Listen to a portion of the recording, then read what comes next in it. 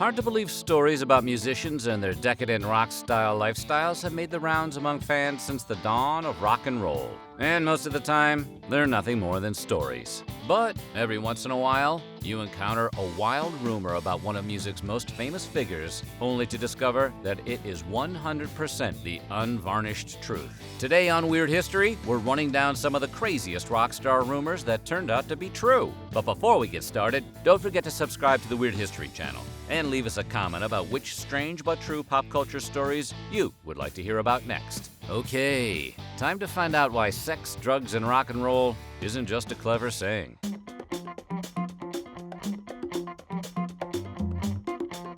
In his autobiography, Glow, R&B icon and producer of Eddie Murphy's Party All the Time, Rick James confirmed a long-standing rumor when he revealed that he was extremely high on when he made his 1978 nationwide TV debut on American Bandstand. James got so high, in fact, that his nose started running during his interview with host Dick Clark. He later wrote that he was sure his constant sniffling and nostril wiping made the situation entirely obvious to not only Dick Clark, but also the viewers at home. Luckily, that was the first and last time anyone was ever noticeably under the influence on television.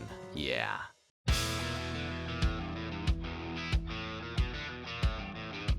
On the song Rocket Queen from Guns N' Roses' classic debut album, Appetite for Destruction, you can supposedly hear the dulcet sounds of frontman Axl Rose romancing Adriana Smith, an exotic dancer who was dating drummer Steve Adler at the time. According to engineer Steve Thompson, this is totally true. As Thompson tells it, Rose wanted to hear some lovemaking on the track, so he brought in Smith and they hooked up in the recording studio. The pair laid down about 30 minutes of what Rose referred to as noises. Some of the audio they recorded was included in the final track that appears on the album. Smith later confessed to Rolling Stone that her boyfriend, aka Axl Rose's bandmate, had not known about Rose's plan, and it ended up causing a serious rift in their relationship. Seems like there would be a lot of rifts. Axl and his bandmate, the bandmate and his girlfriend, the girlfriend and Axl, the sound engineer who had to listen to it all. That's a lot of rifts.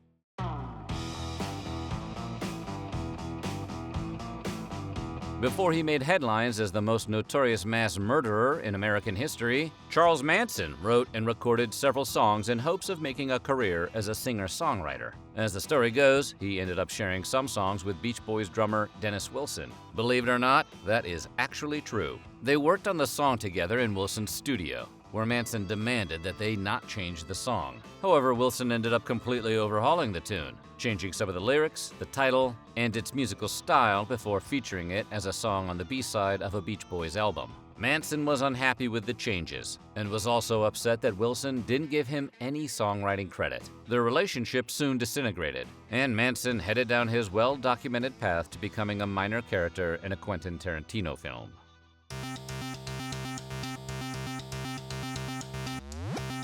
Did you know that Michael Jackson composed background music for the 1993 Sega Genesis game Sonic the Hedgehog 3? That's not just a rumor you may have heard at recess in the 90s. It's actually true. As far back as the early noughts, internet users had collectively noticed that a stage in Sonic 3 featured a tune somewhat similar to the Michael Jackson track Jam, found on his Dangerous album.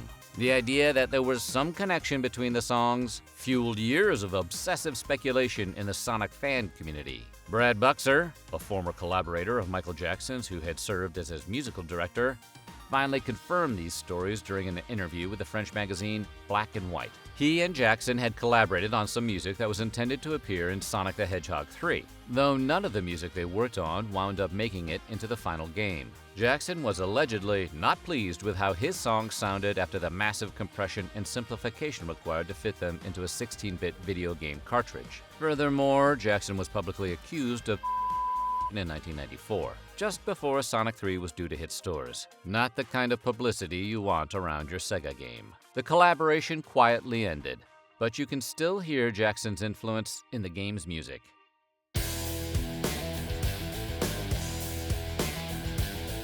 One of the most infamous rock and roll anecdotes is also among the least understood. Van Halen memorably asked for M&Ms in their dressing room as part of their contract, but added in the fine print that they wanted all the brown candies removed. This became an infamous tale of Hollywood diva behavior and excess. and even gets referenced in the film Wayne's World 2 as a joke about how rock stars be crazy. But there was an actual method to the band's madness. Van Halen's contract and rider also included very specific and genuinely important safety guidelines and requirements for their concert staging and their progressive light show. If they showed up and found brown M&Ms in their dressing room, it provided an early clue that the venue staff had not closely read the rider, and they would need to carefully inspect the stage and lighting setup.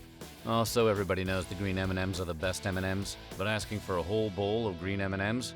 That would be a bunch of divas.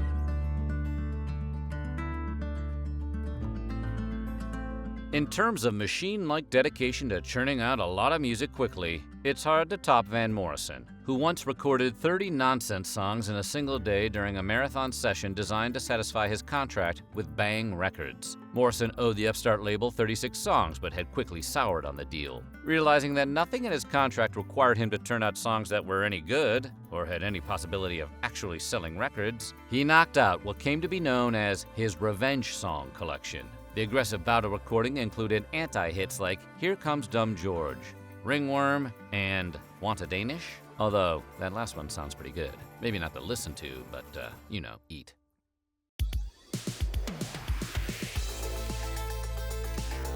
It's a well-known fact that Prince was a practicing Jehovah's Witness for decades prior to his passing. But stories of the singer showing up at random homes to preach the good book sounds like one of the many tall tales of the internet. However, the Purple One himself revealed that the stories were absolutely true. Part of his faith required him to do regular missionary work, which included going door to door. In 2008, Prince told The New Yorker, "Sometimes people act surprised, but mostly they're really cool about it." While that is kind of interesting, it turns out people weren't always thrilled with his visit.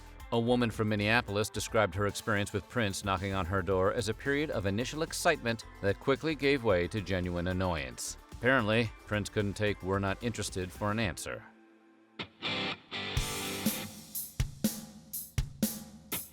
In his autobiography, Life, Rolling Stones guitarist Keith Richards confirms a few of the long-held rumors about him and his personal life. Specifically, he discusses going for extended periods of time with no sleep whatsoever. Yeah, you can kind of tell just by looking at him. Richards reports that in 1978, he recorded the song Before They Make Me Run during a relentless 5-day session. Though engineers would reportedly tag in and out to grab some shut-eye, Richards stayed up the entire time. He claims to have stayed up for 9 days straight, only to suddenly pass out without warning and wake up in a pool of blood. That does sound alarming, unless you're Keith Richards. Then it's just another Wednesday.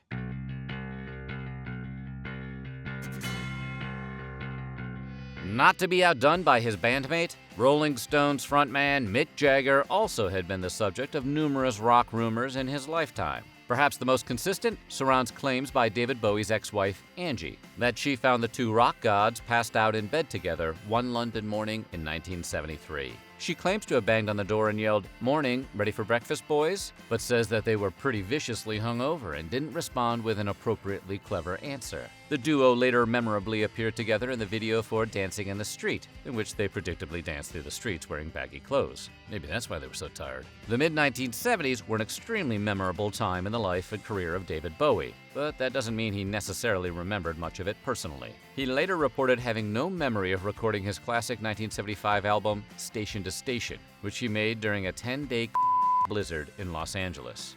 That phrase is another direct quote. Bowie was nothing if not a gifted lyricist.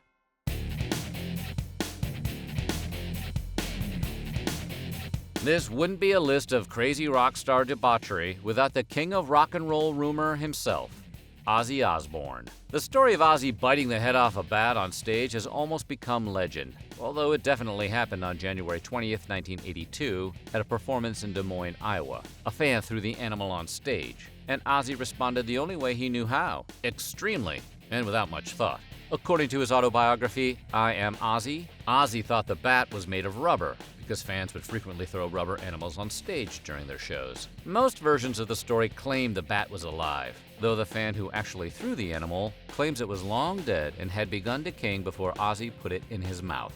Not sure if that makes it better or worse. Insanely, that wasn't even the only creature that Osbourne sacrificed to his dark art. When first meeting with Columbia Records executives in 1981, he allegedly brought a pair of live doves with him and consumed their heads right in front of the suits when their meeting started to go sour. Incredibly, that is not the end of Ozzy's misadventures in animal ingestion. According to both Ozzy's I Am Ozzy and the classic Motley Crue autobiography, The Dirt, during a memorable 1984 joint tour, bassist Nikki Sixx and Ozzy snorted lines of ants into their noses as part of an escalating series of dares. I bet those ants got a pretty good story out of it too, for a little while.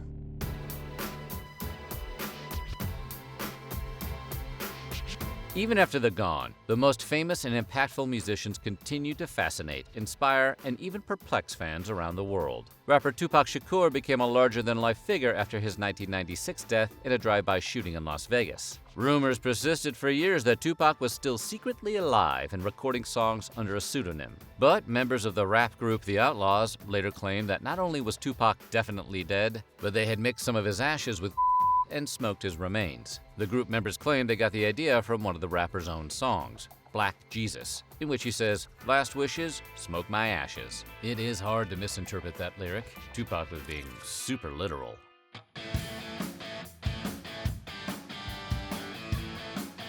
Back in 1973, former Byrds and Flying Burrito Brothers singer-songwriter and guitarist Graham Parsons passed away after overdosing on alcohol and in Joshua Tree, California. But that wasn't the end of his journey on Earth. Though the Parsons family had wanted to fly Graham's body back to Louisiana for burial, Parsons' friend and producer Phil Kaufman stole his corpse from LAX in a borrowed hearse. Before he died, Parsons had stated his desire to have his ashes spread at Joshua Tree's Cap Rock, and Kaufman was keen on fulfilling his friend's final wish. Kaufman doused Parsons' coffin with gasoline and set it ablaze. The makeshift cremation didn't take, however, and Parsons' body was recovered and flown to Louisiana to be laid to rest in Garden of Memories Cemetery in Metairie. Incredibly, Kaufman hadn't technically broken any laws other than stealing a coffin, and was ultimately fined $750 for the incident. A small price to pay for a place in rock and roll history. So what do you think? Which of these rumors surprised you the most by turning out to be true?